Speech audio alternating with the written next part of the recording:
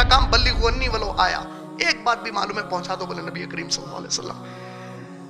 और एक बहुत अच्छी बात दावती पहलू से मालूम हुई जो मैं चाह रहा हूं कि आप लोगों को शेयर करूं, ताकि बाज उखड़ किस्म के जो अपने आप को खुद से आलिम बोल लेना और बुलवा लेना पसंद करते हैं, उनके लिए दावत का काम इल्म है तो करो, नहीं तो मत करो। 1,40,000 सहाबा खुतबतुल विदा में मौजूद है, बराबर है कि नहीं है? कोई इख्तिलाफ नहीं है। अल्लाह के नबी करीम सल्लल्लाहु अलैहि वसल्लम हुक्म दिए बल्लिगू अन्नी वलो आया का, वहीं पे उसमें के 1,30,000 से ज्यादा सहाबा ऐसे थे जो पहली मर्तबा नबी सल्लल्लाहु अलैहि वसल्लम को देखे थे।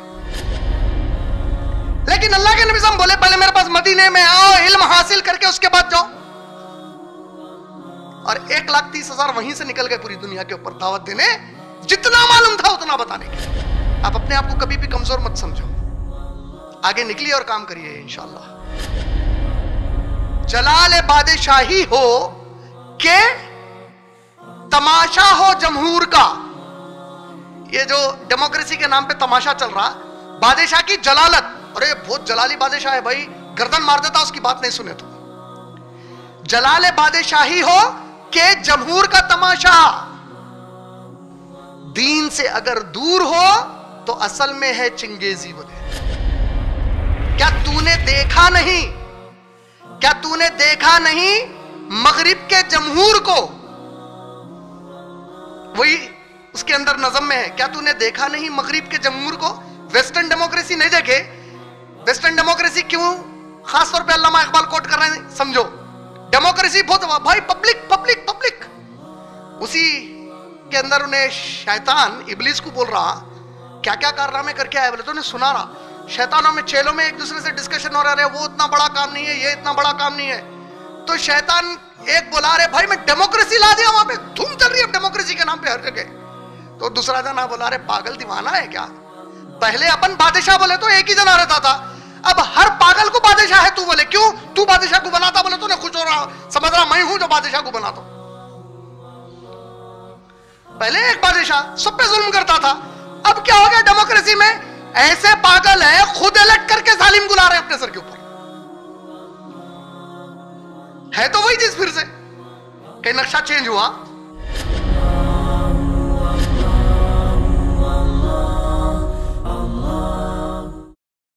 इंशाअल्लाह।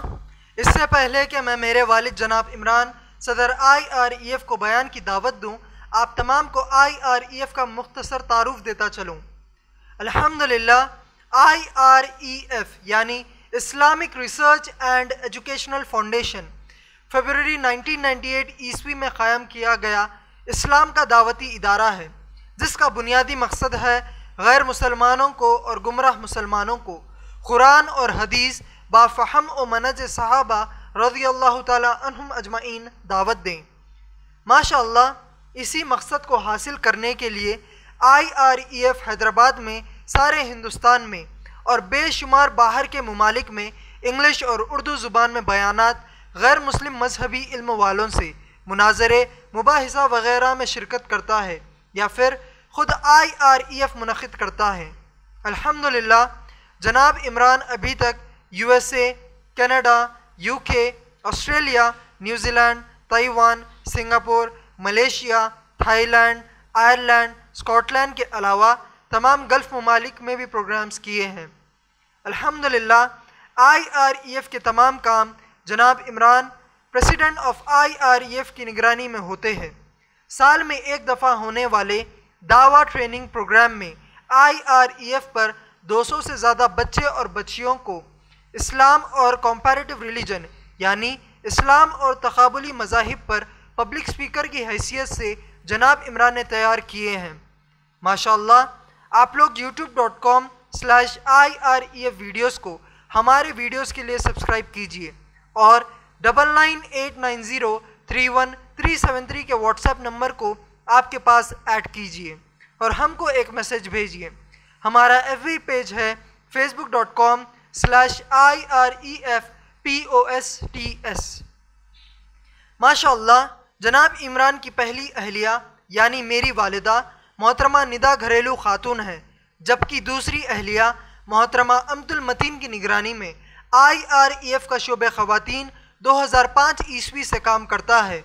हर सैटरडे को मोहतरमा अम्तुल मतीन और मेरी बड़ी बहन मोहतरमा सुमैया फ़ातिमा के सिर्फ ख़वातीन के लिए तकरीर होते हैं।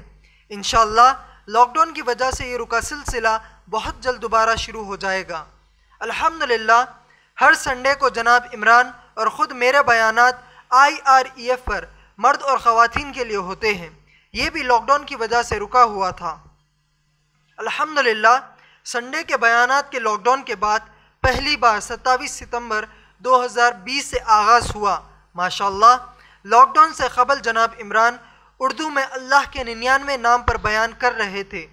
उसी सिलसिले को जारी रखते हुए आज भी जनाब इमरान अल्लाह की सिफ़त अल्लाह अल हकीम पर बयान करेंगे, जो कि अल्लाह की सिफ़त पर 9वां इजलास होगा। अब मैं जनाब इमरान को दावत देता हूँ कि वो आए और अपना बयान शुरू करे। जनाब इमरान। अल्हम्दुलिल्लाहि रब्बिल आलमीन वस्सलातु वस्सलामु अला रसूलिहिल करीम व अला आलिहि व अस्हाबिहि अजमईन।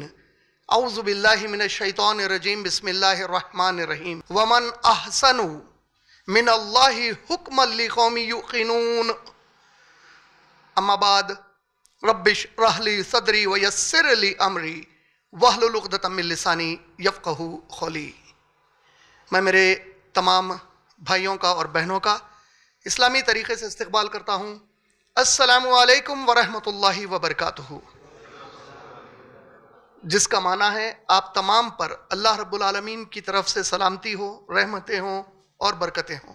माशाअल्लाह अल्लाह अल हकीम के ज़िमन में आज का जो उन्वान है अल्लाह की हुकूमत से मुराद क्या, इस उन्वान पर हमारा ये दूसरा इजलास है।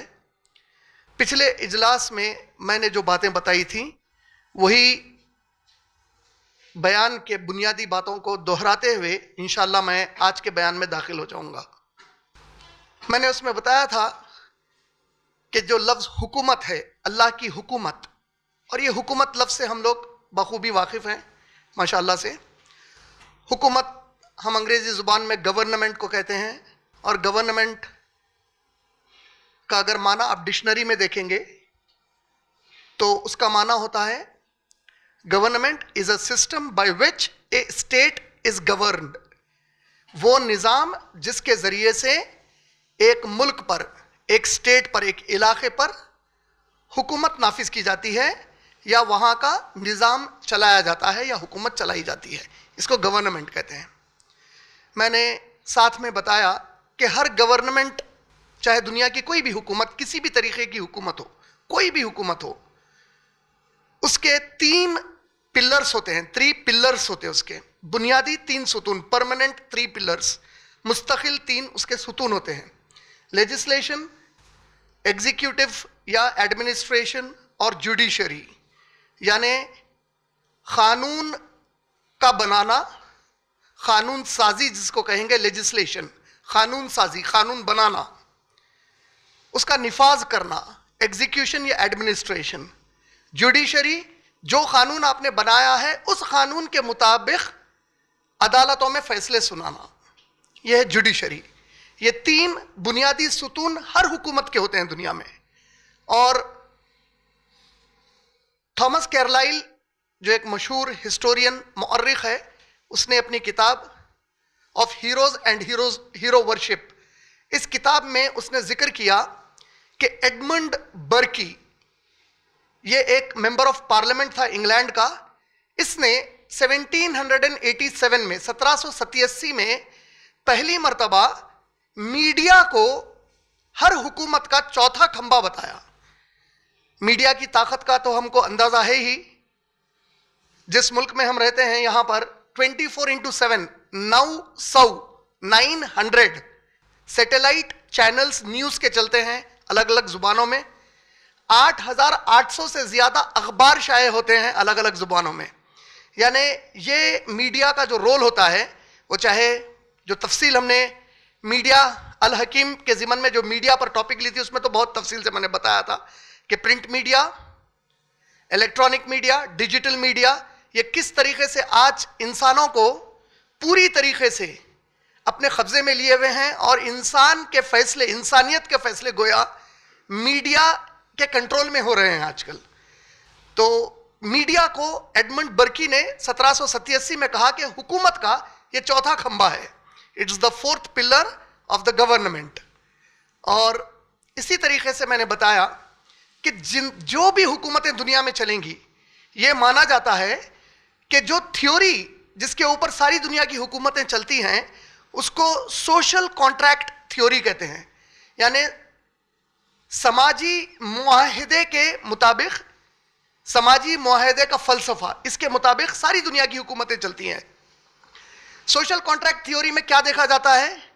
यह देखा जाता है कि जिस सोसाइटी का जिक्र आता है, western society, American society, Indian society, Indonesian society, Australian society, Russian society, जिस सोसाइटी का भी जिक्र आता है, वो सोसाइटी का, उस समाज का वजूद कहां से है, origin of that society. Second, उसमें देखा जाता है उस समाज पर जो लोग हुकूमत कर रहे हैं वो हुकूमत करने के कानूनी मुस्तहिक है या नहीं है, the legality about those ruling over that society.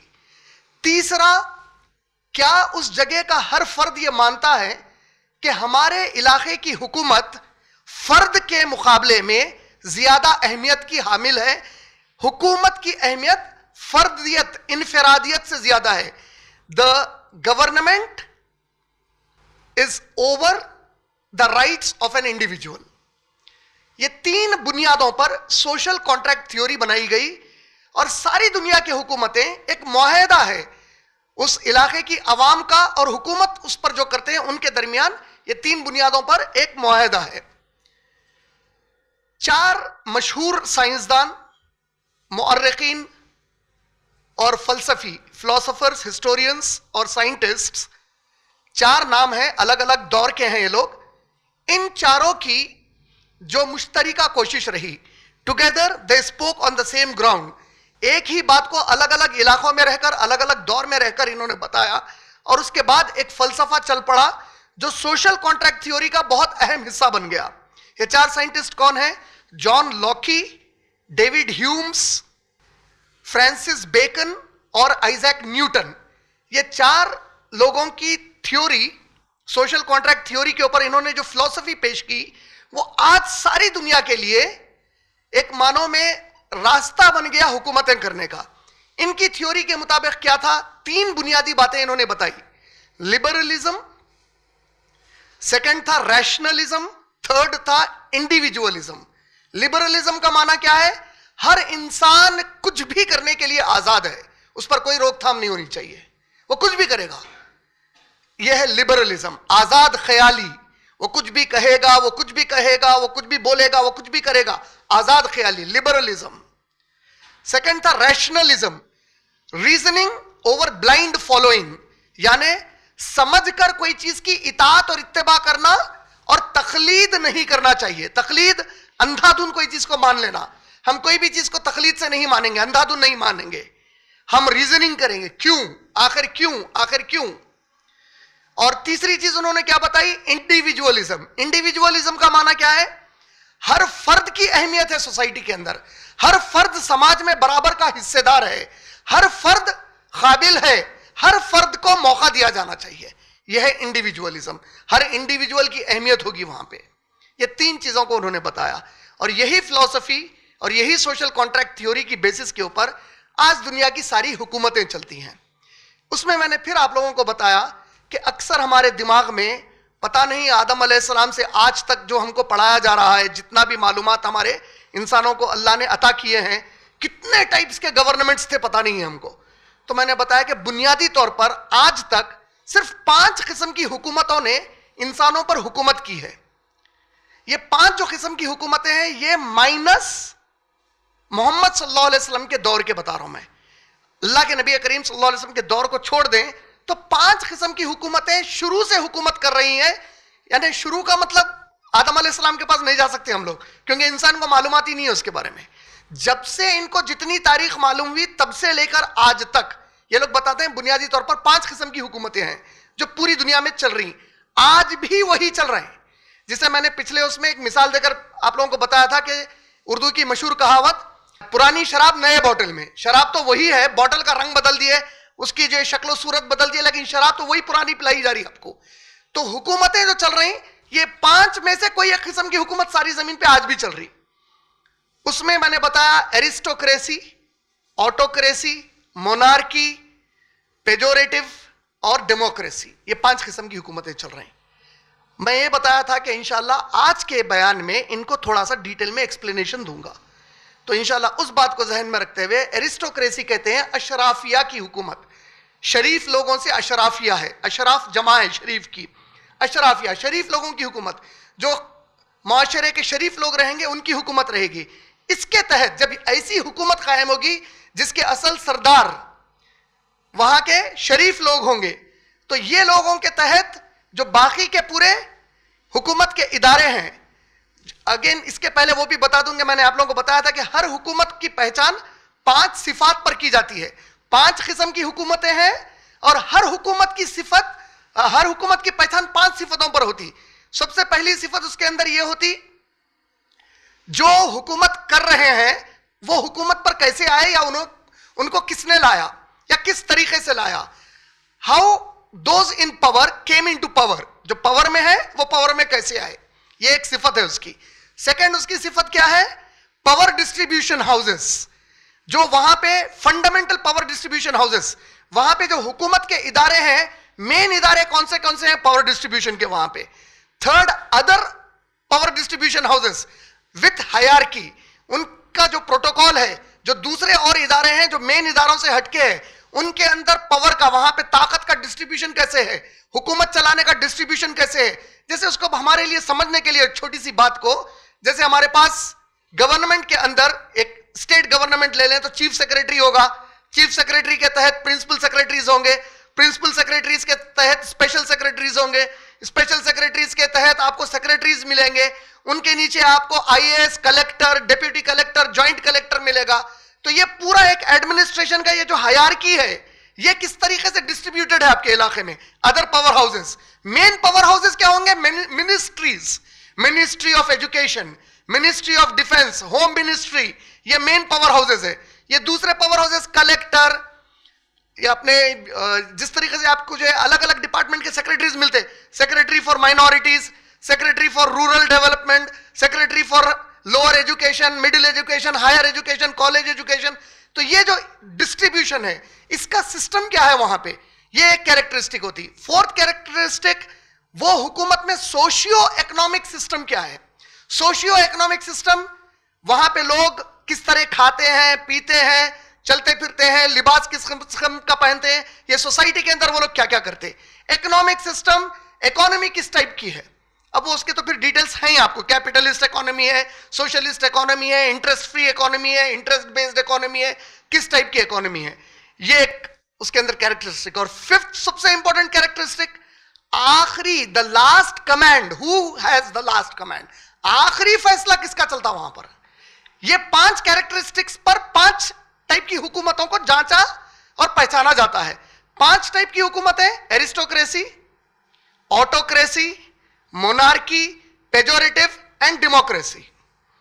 इसमें से एरिस्टोक्रेसी में अशराफिया, मान लीजिए शरीफ लोगों की हुकूमत आ गई, तो जो पावर हाउस डिस्ट्रीब्यूशन रहेगा वो किसके हाथ में रहेगा, मेरिटोक्रेसी बोलते हैं उसको, आप जिसको ब्यूरोक्रेसी बोलते हैं वो मेरिटोक्रेसी, या जीनियोक्रेसी। जीनियोक्रेसी, जीनियस लोग, बहुत ऊंची सलाहियत वाले लोगों के हवाले पावर हाउस डिस्ट्रीब्यूशन होंगे। मेरिटोक्रेसी, मेरिट की बुनियाद पर उसको जो है ना नौकरियां दी जाएंगी, रिजर्वेशन के बुनियाद पर नहीं मिलेंगे। है अनपढ़, अंगूठा छाप, फुला उसका ताल्लुक उससे है, चलो वो पास हो ना हो, मेहनत करे ना करे, पढ़ाई के काबिल रहे या ना रहे, बस लाओ उसको और जिम्मेदारी पर बिठा दो, बड़ी जिम्मेदारी दे दी गई उसके हवाले। तो मेरिटोक्रेसी रहेगी। अगर एरिस्टोक्रेसी चलेगी तो उसमें जीनियोक्रेसी, मेरिटोक्रेसी रहेगी। उसी तरीके से टिमोक्रेसी, टिमोक्रेसी इंतहाई ज़हीन किस्म के लोग, बहुत ही काबिल तरीन लोग, ऐसे लोग जो दूरअंदेश होते, जो बहुत ही विजनरी होते, थिंक टैंक्स होते, ये लोग हुकूमत के अंदर अहम रोल पर रहेंगे। टिमोक्रेसी बोलते उसको। तो इस तरीके से जीनियोक्रेसी, मेरिटोक्रेसी, ये एरिस्टोक्रेसी के तहत पावर हाउस डिस्ट्रीब्यूशंस बनेंगे। इसी तरह आगे दूसरे टाइप की हुकूमत, ऑटोक्रेसी। अच्छा, आप लोग सोच रहे होंगे ये सब क्यों बता रहा हूं, ये अहम है, जब मैं उसके बाद बोलूंगा आपको ये बताने के बाद ये क्यों बता रहा था। ऑटोक्रेसी, ऑटोक्रेसी, ऑटो माने खुद से, खुद मुख्तारी की हुकूमत। इसमें सबसे पहले जो मशहूर तौर पे हम लोग जानते हैं डिक्टेटरशिप, आमिराना हुकूमत, एक शख्स आ गया बस उसका हुक्म चलेगा। हम सबसे ज्यादा मशहूर एग्जाम्पल में इसमें लेते हैं हिटलर को, हमारे जमाने में, नजदीक तरीन जमाने में हिटलर आ गया उसमें, डिक्टेटरशिप। सेकेंड है नेपोटिज्म। नेपोटिज्म में जो हुकूमत के ऊपर ऊंचे ऊंचे ओहदों पर फायज है, वो शख्स क्या करेगा, अपने करीबी रिश्तेदारों को, दोस्त अहबाब को, चाहे वो काबिल हो या ना हो, अहम ओहदों पर फायज कर देगा। यह है नेपोटिज्म। ये किसके तहत आएगी, जब ऑटोक्रेसी आ जाएगी, जब खुद मुख्तारी से वो आएगा तो अब मनमानी हुकूमत पर किसको भी बिठाएगा। उसकी वजूहात भी बताई गई हैं, उसके कई वजूहात थ्योरीज में डिस्कस हुए हैं। एक अहम वजह बताई जाती, क्योंकि वो चाहता है कि कोई उसके खिलाफ बगावत ना करे, तो बगावत ना करने के लिए लाजिम है वो अपने सबसे करीबी जिसको समझता है, दोस्तों में, खानदान वालों में, वो उन्हीं को ओहदे देगा ताकि उसके खिलाफ कोई बाहर वाले बगावत ना करें, क्योंकि वो डिक्टेटर बन के आया है, आमिर बन के आया है। इसको कहते हैं नेपोटिज्म। थर्ड इसके अंदर आता ऑटोक्रेसी के अंदर डेस्पोटिज्म। डेस्पोटिज्म का माना क्या है, जाबिराना हुकूमत। हमको हदीस में आया ना, नबी करीम सल्लल्लाहु अलैहि वसल्लम ने फरमाया अल्लाह ताला क़यामत में आवाज लगाएंगे, ऐनल जब्बारीन, कहां है वो जाबिर, ऐनल इब्नुल जब्बारीन, वो जाबिर लोगों की औलादें कहां हैं।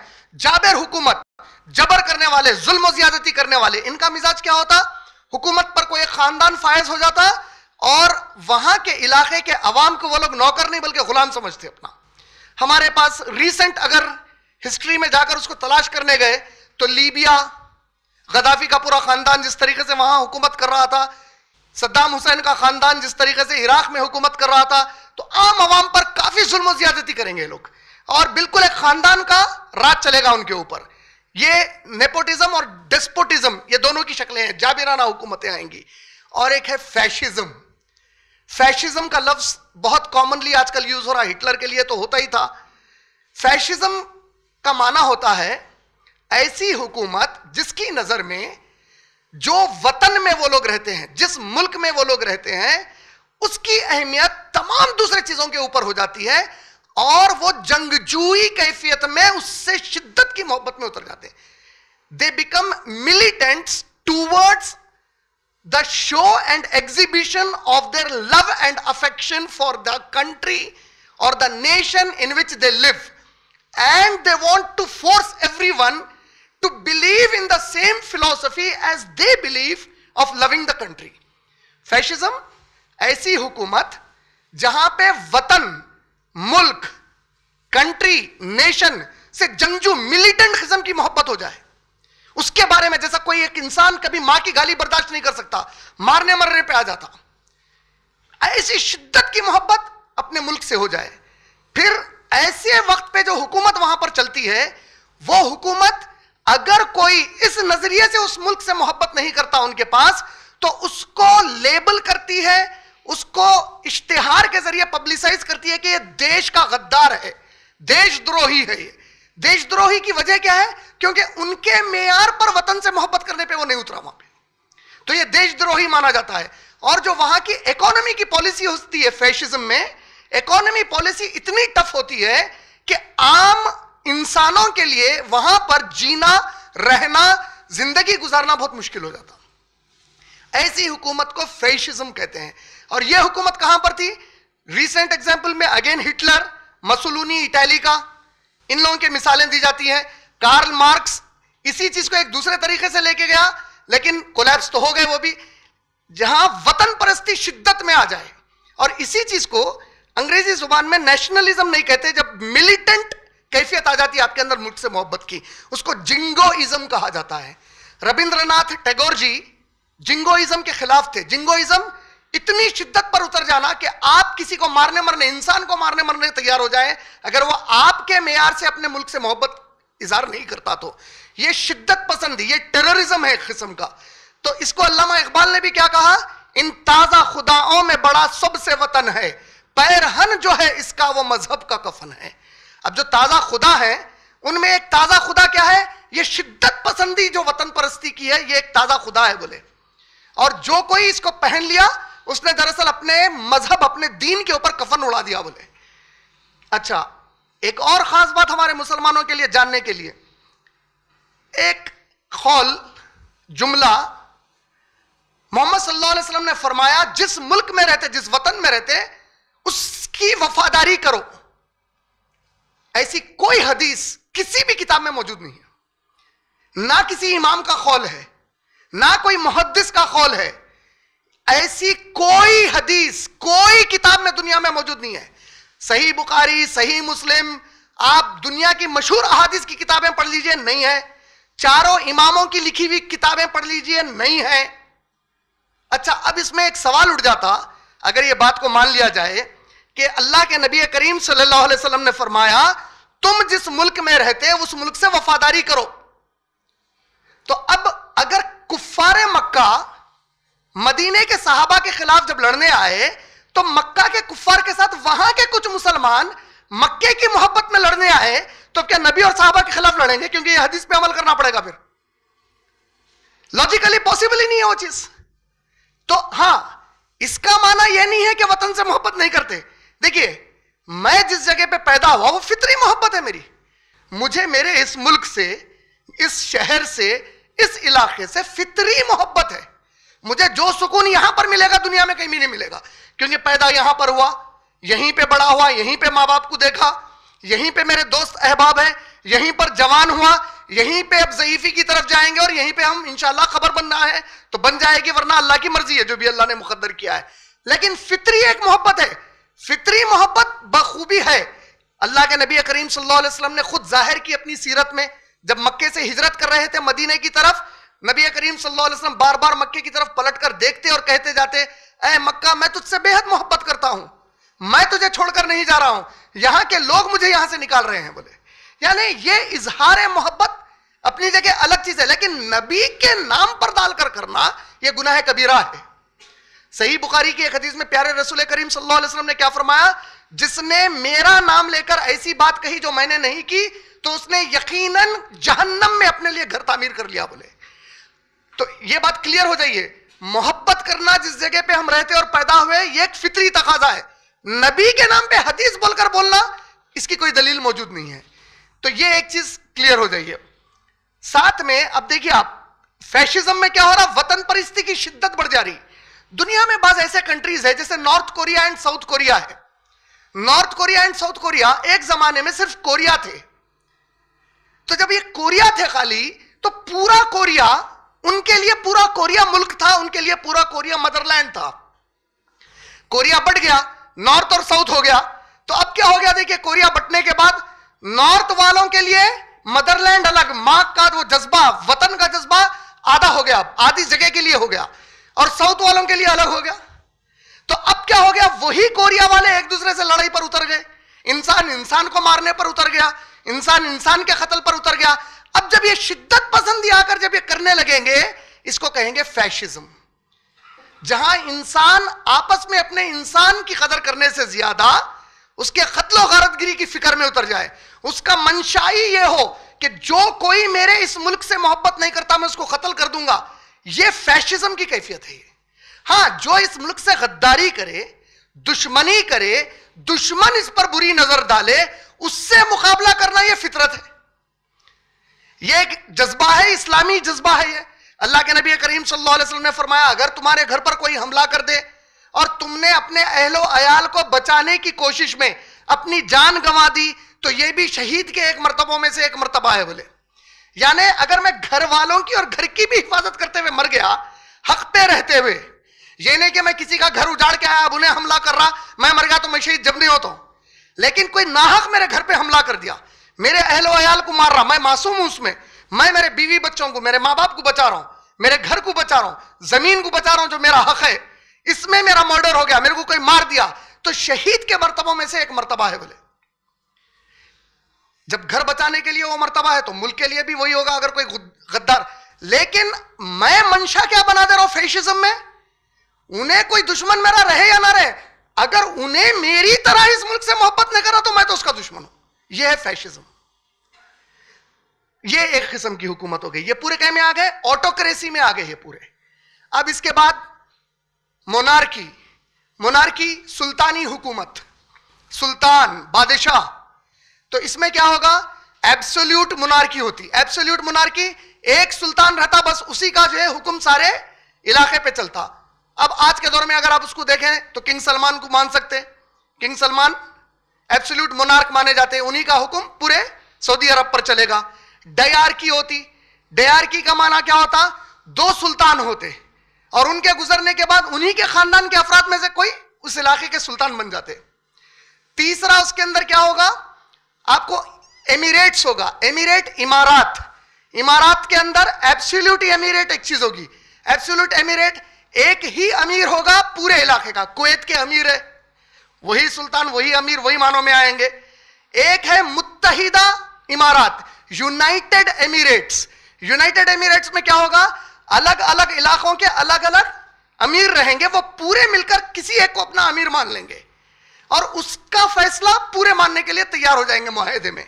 यह है यूनाइटेड एमिरेट्स, जिसको आप यूएई कह सकते हैं आज के दौर में, यूनाइटेड अरब एमिरेट्स, जहां पे 7 डिफरेंट अमीर हैं, 7 डिफरेंट एमिरेट्स है, टुगेदर आके यूनाइटेड अरब एमिरेट्स बने और अबू धाबी का जो अमीर है उसको अपना फाइनल डिसीजन मेकर मान लिए वो लोग। यह है यूनाइटेड एमिरेट्स का कॉन्सेप्ट। इसके अलावा है पेजोरेटिव गवर्नमेंट। पेजोरेटिव का मतलब मैं आप लोगों को बताया था, हुकूमत कोई और करते, जाहिर कोई और होते, असल हुकूमत, असल फैसले किसी और के पीछे से चलते, जाहिरी तौर पे इन हुकूमत करते हुए दिख रहे हैं। इसके तहत आपको क्या क्या आएंगे, इसके तहत नंबर 1 पोजीशन पे आता बैंकोक्रेसी।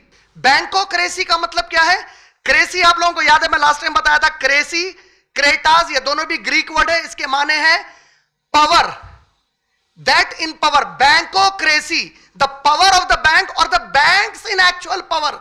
तो असल हुकूमत बैंक्स चलाते, सामने आपके कोई भी प्रेसिडेंट प्राइम मिनिस्टर बन के बैठा हुआ रहता। बैंक्स इतने पावरफुल होते हैं कि नेशनल पॉलिसीज, जो पब्लिक पॉलिसी होती, उसके ऊपर असर करते, गवर्नमेंट पे इतना असर डालते कि बैंक के जो लोग हैं या बैंकर्स के हिसाब से गवर्नमेंट अपने पॉलिसीज बनाती। आज के दौर में, अगेन बगैर डिटेल में गए हुए, आप लोगों को अगर याद है मैं बैंकिंग सिस्टम में यह पॉइंट बताया था, एक मिसाल इसकी यह दी जाती, टू एन एक्सटेंट, एक हद तक American government has a bankocracy concept. Bankocracy वहां पे कौन है, उनका फेडरल रिजर्व। फेडरल रिजर्व वो बैंक है उनका जो कभी भी सीनेट को, उनकी पार्लियामेंट को, अमेरिकन पार्लियामेंट को कभी भी वो जवाबदेह नहीं है, वो हिसाब किताब नहीं बताता, उसको कोई सवाल नहीं कर सकता, और जो पॉलिसीज बनते उसके काफी हद तक उसके मुताबिक बनते, क्योंकि खुद अमेरिकन गवर्नमेंट को उधार चाहिए, तो federal bank, federal reserve bank of America government of America को उधार देता, क्योंकि डॉलर्स छापने का इख्तियार सिर्फ उनके पास है। यह है बैंकोक्रेसी। इसी तरीके से है कॉर्पोरेटोक्रेसी। कॉर्पोरेट्स, ये डेल या आपको गूगल, फेसबुक, अमेजॉन, विप्रो, ये बड़े बड़े कॉर्पोरेट्स, टाटा, ये बड़े बड़े कॉर्पोरेट्स, रिलायंस, बड़े बड़े कॉर्पोरेट्स ही है। ये जो इसी से कॉर्पोरेशन है, ये जो कॉर्पोरेट्स है, ये पीछे बैठकर हुकूमत चलाते हैं। और आज जब हम कई बार चैनल्स के ऊपर हमारे किसानों का एहतजाज देख रहे हैं, तो काफी बार ये सुनने में आ रहा कि फार्मर्स बहुत गुस्से में होकर ये बोल रहे हैं कि असल मोदी जी की हुकूमत अंबानी और अडानी चला रहे हैं। ये लोग कौन है, अंबानी और अडानी कौन है, कॉर्पोरेटर्स है, कॉर्पोरेट्स है, सॉरी कॉर्पोरेट्स है लोग, इनके कॉर्पोरेशन है, रिलायंस, अडानी के स्टील प्लांट्स, इतने अमीर लोग, इतने ताकतवर है कॉर्पोरेट्स कि ये लोग अगर हुकूमत से कोई मुतालेबा करें तो हुकूमत उसके हिसाब से पब्लिक पॉलिसीज बनाती। तो पेजोरेटिव क्यों, बस जाहिर हुकूमत पूरे फैसले कर रही, लेकिन उनके पीछे असल उनको कोई करने लगा रहा वो फैसले। ये समझ रहे ना आप लोग, बैंकोक्रेसी, कॉर्पोरेटोक्रेसी बोलते इसको। इसी तरीके से पेजोरेटिव क्यों है, समझ गए, धोखा। धोखा क्या है, हम समझ रहे हैं हम जिसको इलेक्ट करके लेके आए उन्होंने हुकूमत चला रहे हैं। मैं इंडिया की बात ना कर रहा हूं, कहीं भी अगर रहे तो वहां के लोग समझ रहे हैं हमारे नुमाइंदे हैं जो असल हुकूमत चला रहे हैं, लेकिन असल हुकूमत पीछे से वो कोई और चला रहा उनके ऊपर। तो ये है कॉर्पोरेटोक्रेसी। इसी तरीके से कैकिटोक्रेसी बोल के एक वर्ड है। What is kakistocracy? कैकिटोक्रेसी माने the government of the fools, बेवकूफों की हुकूमत। और पॉलिटिकल साइंस में एक थ्योरी है, वो थ्योरी ये है, हर इंसान से लाजिमन गलती होती, हर इंसान से लाजिमन गलती होती, लिहाजा कोई भी हुकूमत दुनिया में चले असल में वो कैकिटोक्रेसी का ही एक पार्ट होती, क्योंकि वो हुकूमत 100% गलती करना ही करना है। क्यों? क्योंकि इंसान गलतियों का पुतला है। अगर इंसान कानून बनाएगा तो यकीनन कहीं ना कहीं गलतियां रहेंगे उसमें, तो यकीनन वो हुकूमत में बेवकूफों की हुकूमत रहेगी, कैकिटोक्रेसी। और एक होती ऑक्लाक्रेसी, OCHLO, ऑक्लाक्रेसी। ऑक्लाक्रेसी किसको बोलते हैं? जब जमहूरियत, डेमोक्रेसी के कॉन्सेप्ट पे कहीं हुकूमत आ जाती, जब लोग वोट डालकर हुकूमत को ला लेते और हुकूमत मेजॉरिटी में आ जाती, उसके बाद वो जो मेजॉरिटी में हुकूमत आ गई वो माइनॉरिटी को डराकर अपने बातें मनवाती, ऑक्लाक्रेसी।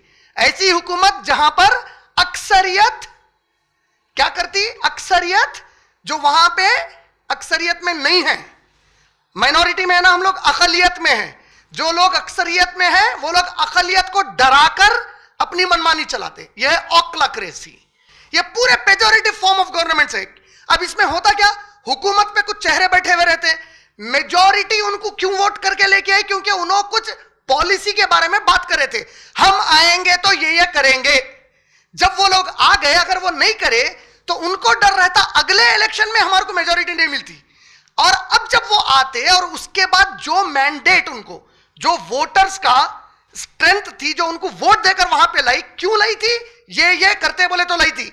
अब अगर वो लोग वो नहीं करे तो होता क्या, जब वो करने को जाते तो ये जो मेजॉरिटी वोट देकर लाई थी, ये मेजॉरिटी वहां की माइनॉरिटी को डराती, इनके ऊपर जुल्म शुरू करती, हुकूमत आंख को पट्टी बन के बढ़ जाती, क्योंकि उनको अगली बार फिर हुकूमत में आने का रहता है। इसको बोलते हैं ऑक्लाक्रेसी। समझ में आप लोगों को? ये है 4 बुनियादी टाइप्स। 5वां क्या है? डेमोक्रेसी। डेमोक्रेसी आज हमारे बीच में सबसे मशहूर है, ठीक है? डेमोक्रेसी सबसे ज्यादा मशहूर है। डेमोक्रेसी ये जो वर्ड है, ग्रीक वर्ड है, डेमो कहते हैं पब्लिक को, डेमो माने पब्लिक, क्रेसी हुकूमत, अवाम की हुकूमत, जमहूरियत, the power of the people. एक मशहूर गुटेसबर्ग में अब्राहम लिंकन की एक second address to the nation जब उसने दिया था, तो उसका एक मशहूर स्टेटमेंट बोला जाता है कि उसने कहा था, what is democracy? It's a government for the people, by the people, of the people. हुकूमत अवाम के लिए, हुकूमत अवाम से, हुकूमत अवाम की, for the people, by the people, of the people. लेकिन बाज लोग कहते हैं कि उससे पहले एक अमेरिकन फ्रीडम फाइटर ने उससे भी पहले यह बात कही थी कि of the people, for the people, by the people वाली। बाज तो यह भी कहते हैं कि वाइक्लिफ, जो अंग्रेजी की सबसे पहली कमेंट्री है बाइबल की, वाइक्लिफ ने उसको 1380s में, 1380 के दहे में उसने बाइबल के बारे में कहा था कि यह खुदा की किताब हुकूमतों के लिए है, जो हुकूमतें अवाम की हैं, अवाम के हैं, अवाम के लिए हैं, अवाम से हैं। तो उसका स्टेटमेंट है। बहरहाल एक मशहूर डेमोक्रेसी के बारे में क्या है, यह स्टेटमेंट अच्छा याद रखिए, it is for the people, it is by the people, it is of the people. जमहूरियत फॉर द पीपल है, अवाम के लिए है, it is by the people. जमहूरियत अवाम से है, जमहूरियत अवाम की है, यह है डेमोक्रेसी। पहली मर्तबा यह लफ्ज यूनान के, ग्रीक के शहर एथेंस में इस्तेमाल हुआ था। और ये जो आज आप डेमोक्रेसी देख रहे हैं, पहली मर्तबा ऐसे टाइप की डेमोक्रेसी असल में एथेंस में थी। कब थी? 508 साल ईसा अलैहिस्सलाम से पहले, 508 BC में। यानी डेमोक्रेसी कोई आज का, ये जमहूरियत कोई आज का कॉन्सेप्ट नहीं है। ईसा अलैहिस्सलाम से भी 500 साल पहले डेमोक्रेसी ऑलरेडी थी दुनिया में। अब ये जो मैं आपको फॉर्म्स ऑफ गवर्नमेंट जैसे बताया, ये डिफरेंट फॉर्म्स ऑफ गवर्नमेंट के तहत सिविलाइजेशन है बोलते। चाइनीज सिविलाइजेशन आज भी है, चाइनीज, इंडियन सिविलाइजेशन। तो सिविलाइजेशन का मतलब क्या है? एक छोटा सा पार्ट डेमोक्रेसी, फिर आसानी से समझ में आ जाए आपको। सिविलाइजेशन ये जो वर्ड है, ये वर्ड असल है सिविक, सिविल से, सिविल माने सिटीजन, सिविटस ग्रीक वर्ड है, उसका माना है शहरी, सिविटस।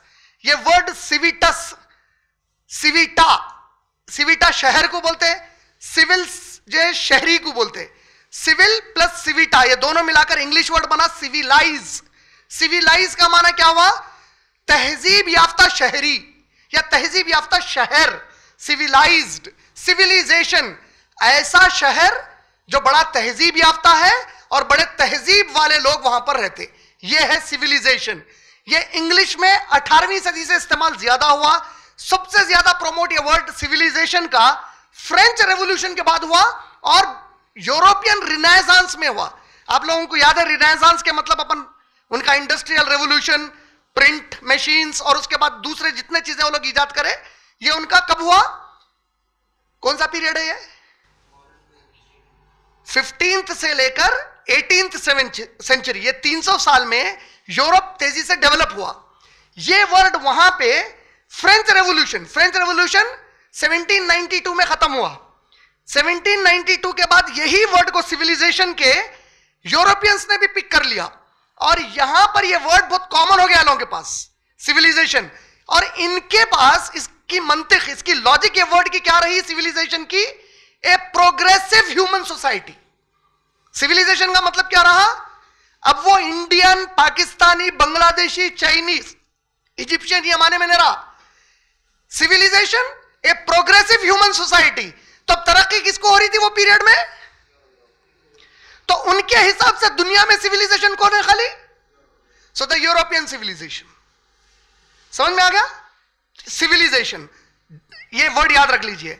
अच्छा, आप लोगों को मैं लास्ट टाइम वो भी बताया था, सिविलाइजेशन के जो माने आते हैं उसका मतलब क्या होता है? या मुल्क को, और एक एक वर्ड बोलते हैं इंग्लिश में, स्टेट, STAT।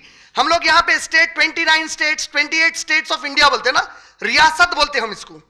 लेकिन स्टेट पॉलिटिकल साइंस में कंट्री को बोला जाता, हम जिसको कंट्री बोलते हैं पॉलिटिकल साइंस में उसको स्टेट बोला जाता। स्टेट का माना क्या है? According to Webster's dictionary, state an organised political community under one government. एक मुनज्जम शहरियों के ऊपर एक अकेली हुकूमत, ऐसी जगह जहां ऑर्गेनाइज तरीके से एक हुकूमत वो इलाके के शहरियों के ऊपर हुक्म चलाती है अपना, ये स्टेट हो गया। ये स्टेट के हिसाब से सिविलाइजेशन हो गया। सिविलाइजेशन को अगर देखा जाए, अगर ये माने में देखा जाए एक हुकूमत के तहत अलग अलग इलाकों के लोगों के, सबसे पुराना सिविलाइजेशन ये कॉन्सेप्ट पे कहां पे है? ईसा अलैहिस्सलाम से 4500 साल पहले 4500 BC में Sumerian civilisation of Mesopotamia, Babylonia, Iraq का जो निचला हिस्सा आता जहां इब्राहिम अलैहिस्सलाम का इलाका है, जहां वो पैदा हुए थे, जहां बड़े हुए वो इराक, आज के इराक का निचला हिस्सा आता, बेबीलोनियन सिविलाइजेशन, मेसोपोटामियन सिविलाइजेशन, यहां पे सुमेरियन सिविलाइजेशन बोलते हैं उसको। कब था ये? 4500 साल पहले था ईसा अलैहिस्सलाम के। तो उनके पास भी गवर्नमेंट, सोसाइटी, कैसा उठना कैसा बैठना ये वहां पे मौजूद था। उसके बाद जो इनको मालूम है तारीख के एतबार से ये सबसे पुराना है। उसके बाद इंडिया का हड़प्पा एंड मोहनजोदारो सिविलाइजेशन, ये 3300 साल पुराना है, 3300 ईयर्स पुराना है। उसके बाद इजिप्शियन सिविलाइजेशन 3050 BC का है, ईसा अलैहिस्सलाम से 3050 साल पुराना है। उसके बाद चाइनीज सिविलाइजेशन 2070 BC, 2070 BC, ईसा अलैहिस्सलाम से 2070 साल पुराना है। उसके बाद the old Greek civilisation, old Greek civilisation 1100 साल पुराना है ईसा अलैहिस्सलाम से। ओल्ड रोमन सिविलाइजेशन 753 BC का है। जापानीज सिविलाइजेशन 660 BC का है। तो आप लोग देख लीजिए, ये इन लोगों के हिसाब से सिविलाइजेशन है। सिविलाइजेशन क्यों बोल रहे हैं इसको? क्योंकि इनके पास भी हुकूमत करने के कॉन्सेप्ट्स मौजूद थे। जहां मईशत, वो पूरे 5 कैरेक्टरिस्टिक्स थे इन लोगों के पास। कौन से 5 कैरेक्टरिस्टिक्स?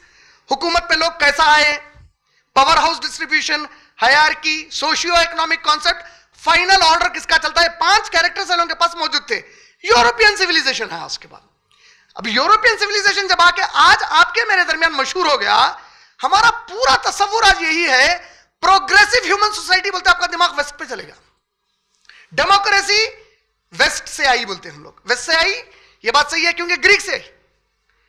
लेकिन आज की कल की नहीं है वो, ईसा अलैहिस्सलाम से 500 साल पुरानी है, उनके पास मौजूद था। उनके पास एक और कॉन्सेप्ट था, उनके ग्रीक डेमोक्रेसी में एक बहुत जबरदस्त कॉन्सेप्ट था। कोई भी पॉलिटिकल लीडर, अगर एक सिंगल पॉलिटिकल लीडर इतना ताकतवर हो गया कि उसके अकेले के पीछे पार्टी से ज्यादा मेजॉरिटी लगी हुई है, तो उनके कानून के हिसाब से वो पॉलिटिकल लीडर को पॉलिटिक्स से रिटायरमेंट लेना पड़ता था और उन्हें अपनी जिंदगी में कभी भी डायरेक्ट या इनडायरेक्ट पॉलिटिक्स में पार्टिसिपेट नहीं कर सकता, वरना जेल भेज देते थे उसको। समझ में आ रहा? एक सिंगल आदमी इतना ताकतवर हो गया कि उसका चेहरा पार्टी की ताकत से भी ज्यादा हो गया, तो उसको रिटायर कर देते थे, रिजाइन करना पड़ता था उसको। फिर उन्हें जिंदगी भर पॉलिटिक्स में इन्वॉल्व नहीं होना, डायरेक्टली या इनडायरेक्टली, वरना उसको सजा दी जाती थी। तो उनकी डेमोक्रेसी में यह मौजूद था। अमेरिकन डेमोक्रेसी में आज क्या है, देखो आप, कोई भी अमेरिकन प्रेसिडेंट 2 बार ठहर सकता है इलेक्शन में। अगर वो 2 बार जीत गया इलेक्शन, अब तीसरी बार वो नहीं ठहर सकता। ये उनकी डेमोक्रेसी है। हमारे पास जो डेमोक्रेसी है, चूंकि मिक्सचर में आई, तो यहां की डेमोक्रेसी में क्या हो गया, देखो आप। अब आपको मैं वो बोलना चाह रहा हूं बात, ये बात सही है कि हुकूमत अवाम वोट डालकर लाई। तो डेमोक्रेसी 2 टाइप की है, direct democracy, indirect democracy. Direct democracy में क्या होता है, डायरेक्ट जमहूरियत ये दुनिया में कहीं भी नहीं चलती। डायरेक्ट डेमोक्रेसी किसको बोलते मालूम है? हुकूमत जो भी कानून बनाना चाह रही, जिस तरह इलेक्शन होता ना हमारे पास, कौन मेजॉरिटी लेंगे बोल के, हर बार डायरेक्ट इलेक्शन हर कानून के लिए करना पड़ता, पॉसिबल ही नहीं हो। समझे नहीं समझे मेरी बात? 5 साल में एक बार इलेक्शन हो रहा, कई के लिए हो रहा, कौन हुकूमत बनाएंगे बोल के हो रहा। डायरेक्ट डेमोक्रेसी में क्या होगा, हुकूमत बना दिए, बनाने के बाद मिसाल के तौर पे 2014-2019 में हुकूमत बीजेपी की बन गई। अब डायरेक्ट अगर डेमोक्रेसी इंडिया में रही तो क्या होगा, बीजेपी कोई भी कानून लाना चाहे, उस कानून के लिए फिर वैसी वोटिंग होंगी जैसा गवर्नमेंट के लिए हुई थी। तो पूरी दुनिया में डायरेक्ट डेमोक्रेसी कहीं भी नहीं चलती। चलती कौन सी? इनडायरेक्ट डेमोक्रेसी चलती। इनडायरेक्ट जो डेमोक्रेसी पूरी दुनिया में चल रही, इसके 3 एजेस बताए जाते, इसकी 3 अलग अलग उम्रें हैं। इसकी सबसे पुरानी उम्र वही एथेंस की हो गई। इसकी दूसरी उम्र कौन सी मानी जाती? 1215 में मैग्ना कार्टा, 1215 में मैग्ना कार्टा नाम का एक ऑर्डर इंग्लैंड में पास हुआ, जिसमें पहली मर्तबा इंग्लैंड के किंग को कई इख्तियारात में रुका दिया गया। आप ये फैसला नहीं कर सकते, ये फैसला आप अकेले नहीं कर सकते। इसको मैग्ना कार्टा बोलते हैं। ये एक डेमोक्रेसी की नई एज है, जहां पे हेड ऑफ स्टेट, जिसका पहले फाइनल ऑर्डर चलता था, अब उन्हें फाइनल ऑर्डर के काबिल नहीं रहा। लिमिटेड ऑर्डर्स हो गए उसके, उन्हें ऑर्डर देगा वही फाइनल फेस होगा, लेकिन कंप्लीट एब्सोल्यूट फाइनल फेस नहीं होगा उन्हें। तो ये 1215 का एक मिडिल एज और ये मॉडर्न डेमोक्रेसी का एक फेज, सॉरी मिडिल एज का फेज आया। ये 1215 से कब तक चला? 1900 की शुरुआत तक चला, 1900 तक चला ये फेज। इसमें सबसे बड़ी अहम बात हम मुसलमानों के लिए खास तौर पे, पूरी दुनिया के लिए तो है ही है, हम मुसलमानों के लिए खास तौर पे सबसे बड़ा पूरे दुनिया के अंदर जो रद्दोबदल आया, जिसमें वेस्ट बिकेम द बेस्ट, वो है 1648 में। 1648 में 80 साल से, उसके पहले के 80 साल से, 1648 से 80 साल पहले से जर्मनी, स्कॉटलैंड, फ्रांस और यूरोप के बाद हिस्से आपस में खूनखार जंग कर रहे थे। समझ रहे? आप देखो, ये लोग मुसलमानों को दहशतगर्द बताने जाते, बारबैरिक बताने जाते, आउटडेटेड बताने जाते। इन कमबख्तों की पूरी तारीख उठा के देखो, सिवाय खून खराबे के कुछ भी नहीं। 80 साल से आपस में लड़के मर रहे थे। 1648 से 80 साल पहले की बात बोल रहा हूं। 1628 से 48 के दरमियान बहुत कोशिशों के बाद यूरोप, आप आज जिसको शेंजन बोल रहे ना, 27 कंट्रीज ऑफ यूरोप, जहां आप एक जगह का भी वीजा लगाते हो पूरी जगहों पे जा सकते, ये पूरे कंट्रीज मिलके बैठ के डिसाइड करें अब हम हमारी लड़ाई खत्म करेंगे। ये बहुत अहम बात है, याद रखिए। लड़ाई सिर्फ खत्म नहीं करे वो लोग, इसको बोलते ट्रीटी ऑफ वेस्टफेलिया। जर्मनी के एक इलाके में ट्रीटी ऑफ वेस्टफेलिया हुआ 1648 में। ये डिसाइड करे कि अब हम दुनिया में निकलकर हमारा जो कॉन्सेप्ट ऑफ डेमोक्रेसी है सारी दुनिया में यही नाफिज करेंगे हम, और इसके लिए कॉलोनाइजेशन करेंगे। क्योंकि दुनिया के लोग हुकूमत चलाने के काबिल नहीं है, उनको प्रोग्रेस ऑफ ह्यूमन सोसाइटी के बारे में कुछ भी नहीं मालूम है। अब ये काम हमको करने का है। तो डेमोक्रेसी के नाम पे, इसके नाम पर जो निकले वो लोग, यहां से कॉलोनाइजेशन शुरू हुआ। French colonisation, British colonisation, India तक आ गए, चाइना तक चले गए, इंडोनेशिया, मलेशिया को कॉलोनाइज करे, अमेरिका को कॉलोनाइज करे। समझ में आ रहा ना आप लोगों को? ये कॉलोनाइजेशन में क्या हुआ? जहां पर भी गए क्या मुसलत करते थे मालूम है? इसको बोलते पॉलिटिकल साइंस में एक वर्ड है HEGEMONY। उर्दू में बहुत आसान वर्ड है ये, इसका माना बहुत आसान है। पॉलिटिकल साइंस का ये मशहूर वर्ड है और दुनिया के जितने कंट्रीज की हुकूमतें होती वो इसको मानती। खास तौर पर जो सुपर पावर्स होते वो तो खास तौर पे मानते इसको। उसको बोलते, दो प्रोनाउंसिएशन है उसके, हिजीमोनी या हिगीमोनी। हिजीमोनी या हिगीमोनी। हिगीमोनी का मतलब क्या होता? फौज से अपनी ताकत मुसल्लत करेंगे, उस इलाके पर हमारे किस्म की हुकूमत मुसल्लत करेंगे, उस इलाके पर हमारे किस्म की मईशत नाफिज करेंगे। पॉलिटिकल हिगीमोनी बोलते। अमेरिका वही करता आज।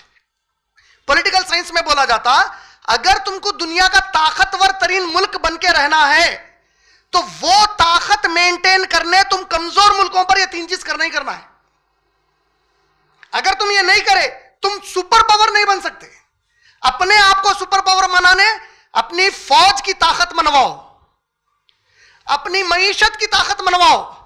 मईशत की ताकत मैं आप लोगों को थोड़ी देर के लिए समझा देता हूं, डिटेल स्टडी में गए बगैर। दुनिया का पूरा जो तिजारत होगी, बिजनेस होगा पूरे वर्ल्ड में, ट्रेड होगा, वो उनके मुताबिक होगा। एग्जाम्पल दूं आप लोगों को, जितने ईस्टर्न कंट्रीज है आज, एमएनसीज खुले यहां पे, जॉब टाइमिंग क्या है यहां पे? क्यों है रात की मालूम? ये टाइम पे उन्हों जाग रहे हैं, आपको गुलाम बनाए, झक मार के कर रहे हैं। उनकी पॉलिसी चलेगी, नहीं चलते रहो। आप नींद पूरी छोड़ दी अपनी, कैसी गुलामी करा रहे? उनका ट्रेड, इकोनॉमी, उनके गुलाम रहेंगे आप इकोनॉमी में। उन्हों जब उठेंगे, चलो उठ के आओ तुम, हम जब सोए जाओ जो करते कर लो तुम। समझ में आया? दिस इज पॉलिटिकल हेगीमोनी बोलते इसको, या हिजीमोनी बोलते, हिगीमोनी बोलते। समझ में आ रहा? तो वो लोग 1648 के वेस्टफेलिया में डिसाइड करे कि सारी दुनिया पे ये काम करेंगे। उनकी खास तवज्जो थी उस्मानी खिलाफत, क्योंकि उनको किसी और से चैलेंज कभी भी नहीं था, सिर्फ यूरोप को चैलेंज था, है और रहेगा क़यामत तक। तो वो अल्लाह की हुकूमत कुरान के जरिए से, कोई दूसरी चीज उनको चैलेंज करने वाली दुनिया में मौजूद नहीं है। ये एक चीज उनको मालूम है कि कभी भी जिंदगी में उनकी काया पलट सकती फिर। और प्रेजेंटेशन पूरा दुनिया में क्या दिया वो लोग उसके लिए? Progress of human society through democracy. लेकिन डेमोक्रेसी जो बताए, अब आपको बोल रहा हूं मैं पूरे चीजें क्यों बोला था। आज की डेमोक्रेसी कैसी हो गई? इलेक्शन तो कर रहे हैं आप, फेयर एंड फ्री वोटिंग भी हो रही, चलो मान लिया, कोई टैंपरिंग नहीं हुई, ईवीएम में भी टैंपरिंग नहीं हुई, एकदम नेक, ईमानदार, इंतहाई शरीफ, बराबर की वोटिंग करे आप, जीत गए आप, जीत गए। हुकूमत चलने के तरीके क्या क्या हो गए? कैकिटोक्रेसी आ गई, बेवकूफ आ गए हुकूमत पे। बैंकोक्रेसी हो गई, बैंक का चल रहा। मेरिटोक्रेसी है? नहीं है। जीनियोक्रेसी है? नहीं है।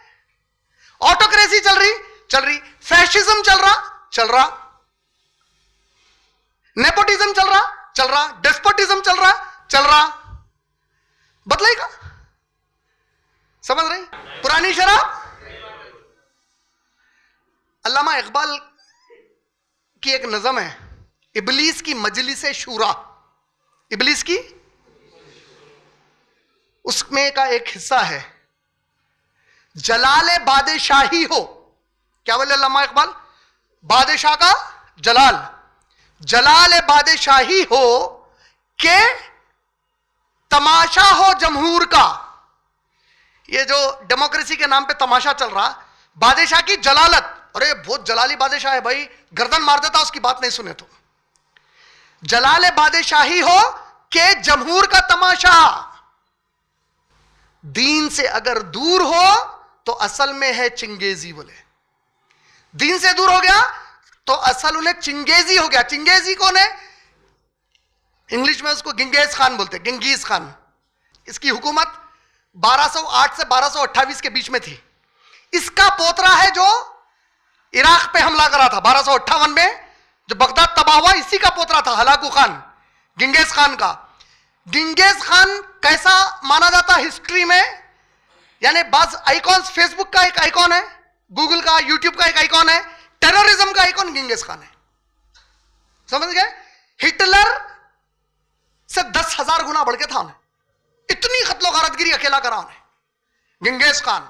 इंतहाई जालिम गिंगेज खान। अल्लामा इकबाल क्या बोल रहे हैं?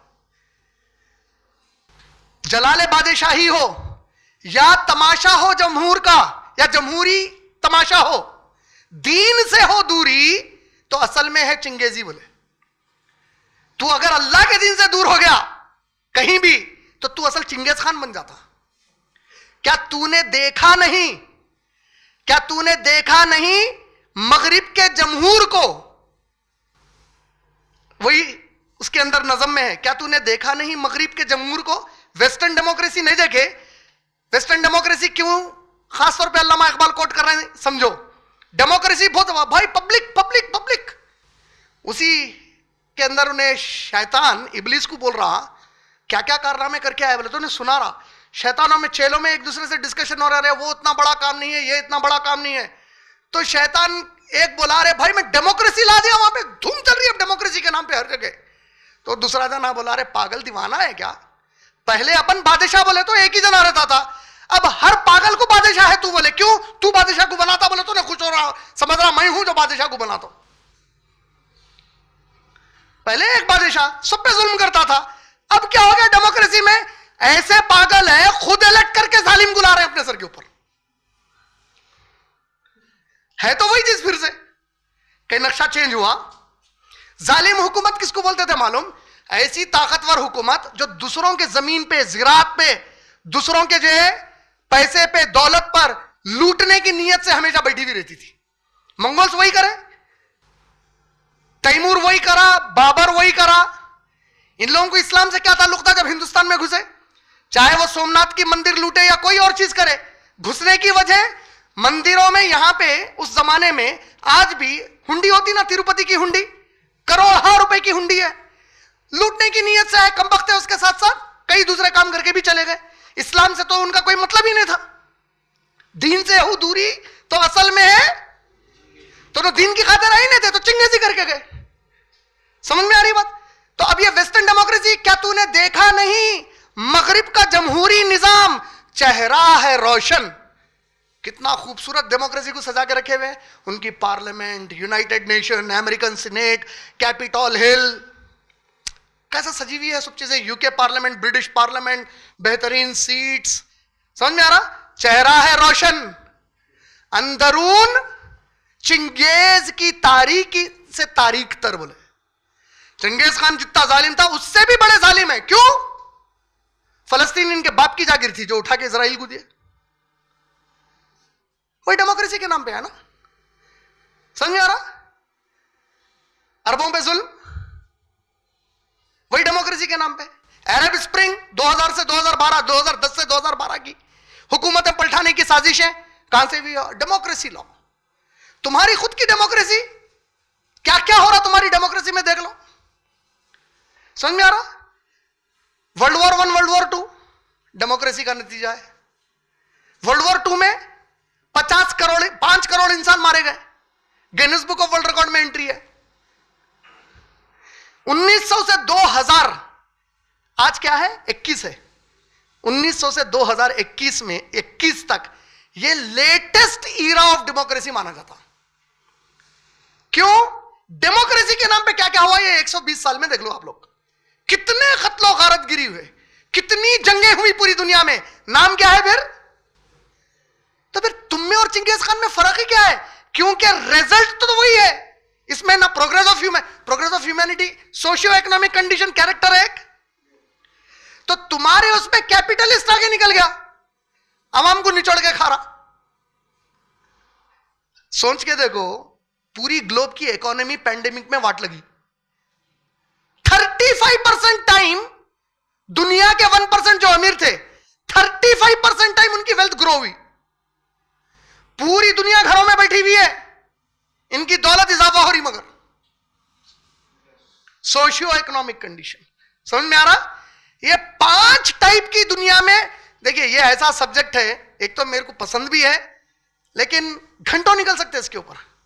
मैं जो चीजें बुनियाद में बताना चाह रहा हूं ताकि आप लोगों के जहन में, मुझे नहीं मालूम कि आप लोगों से इसका फायदा कभी होगा या आपके बाद वालों से इसका फायदा होगा, मेरे को नहीं मालूम है। मेरा काम बल्लिगु अन्नी वलो आया, एक बात भी मालूम है पहुंचा दो, बोले नबी करीम सल्लल्लाहु अलैहि वसल्लम।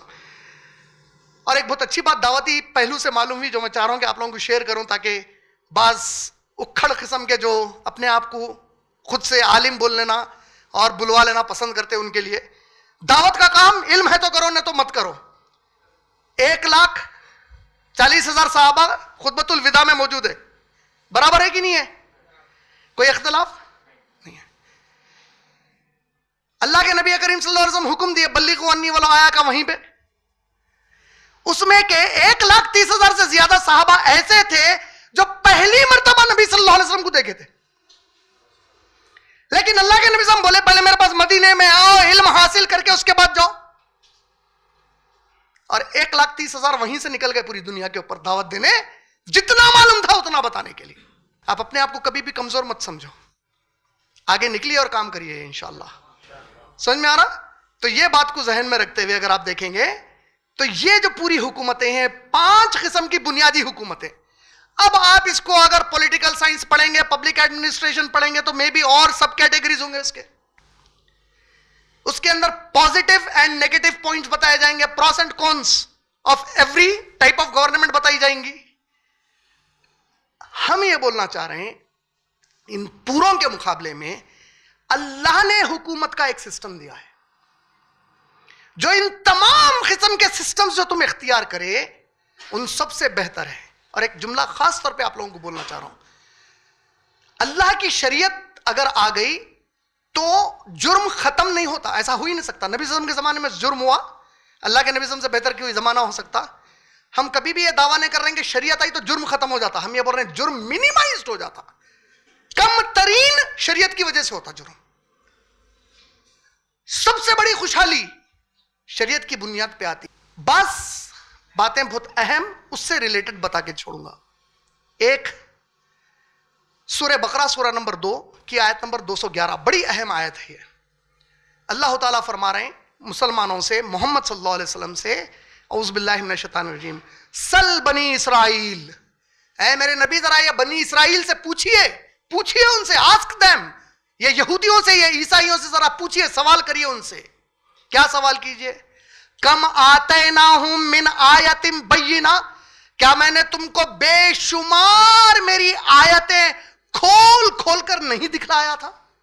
तौरात दिया, जबूर दिया, इंजील दिया, मूसा अलैहिस्सलाम के जरिए से फिरौन से नजात दिलाया, इब्राहिम अलैहिस्सलाम की तौहीद के किस्से बयान किया, दाऊद अलैहिस्सलाम का जिक्र किया जिन्होंने तुम्हारी पहली बार सल्तनतें बनाई, तुम्हारे ऊपर मन्नो सलवा उतारता था, तुम्हारी नाशुक्र गुजारी, मेरी माफी उसके बाद तुम्हारे लिए, तुम्हारी तौबा पर खोल खोल कर मेरी निशानियां नहीं बताया? क्या पूछ रहे अल्लाह ताला?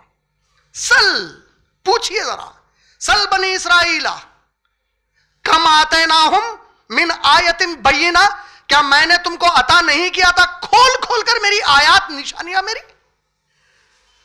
व मैं युबद्दिल निअमतल्लाहि मिन बादी मा जाअतहु, लेकिन जो कोई मेरी नेमतों को बदलेगा मेरे उसके पास भेज दिए जाने के बाद, फ़इन्नल्लाह शदीदुल इक़ाब, तो फिर वो जान ले कि अल्लाह बड़े सख्त अजाब देने वाले हैं। नेमत का जो वर्ड आया वहां पे, उससे मुराद है कुरान करीम। अल यौमा अकमलतु लकुम दीनकुम, आज के दिन मैंने ए नबी आपके लिए दीन को मुकम्मल कर दिया है, मेरी पूरी नेमतें आज मैं मुकम्मल कर दिया, बोले अल्लाह ताला। अब अगर इसको कोई बदलेगा बड़ा सख्त अजाब दूंगा। बदलने का मतलब, इन्ना नहनु नज़्ज़लना ज़िक्रा व इन्ना लहु लहाफ़िज़ून, हमने इसको नाजिल किया, इसको कोई तब्दील नहीं कर सकता। इसके अल्फाज, इसके अहकामात, इसकी आयतों में अब जिस तरह तौरात जबूर इंजिल तब्दील किए वो कोई नहीं कर लेकिन अगर हुक्म नहीं मानेंगे, नाफरमानी पर उतरेंगे, तो शिद्दत का अजाब दूंगा बोले अल्लाह ताला। और मैं सूरह माइदा सूरह नंबर 5 की आयत नंबर 50 से शुरुआत किया था, जिसमें अल्लामा इकबाल का शेर जो मैं अक्सर पढ़ता हूं, वो भी उसी ज़िमन में है। वक्त फुर्सत है कहां, काम अभी बाकी है, नूरे तौहीद का इत्माम अभी बाकी है। तौहीद बज़ाहिर आ गई, हम ऐसे ही तौहीद अल्लाह को एक मानने को मान लिए, लेकिन तौहीद का जो निजाम कायम होना है वो अभी तक नहीं हुआ। और अल्लाह ताला फरमा रहे हैं सूरह माइदा की आयत नंबर 50, इजी रेफरेंस है फिर से, 5वां सूरा 50वीं। यबगून किसको बोलते मालूम है? अब आप लोग रोज सुबह उठ के मेहनत करके कोई चीज के पीछे जा रहे हैं, क्योंकि आपको कुछ मिलना है वहां से। कोई स्कूल को जा रहा, कोई कॉलेज को जा रहा, कोई नौकरी को जा रहा, एक चीज हासिल करने पे लगा हुआ है, उन्हें एक एम बना लेके चल रहा उन्हें। यबगून, he is seeking for it.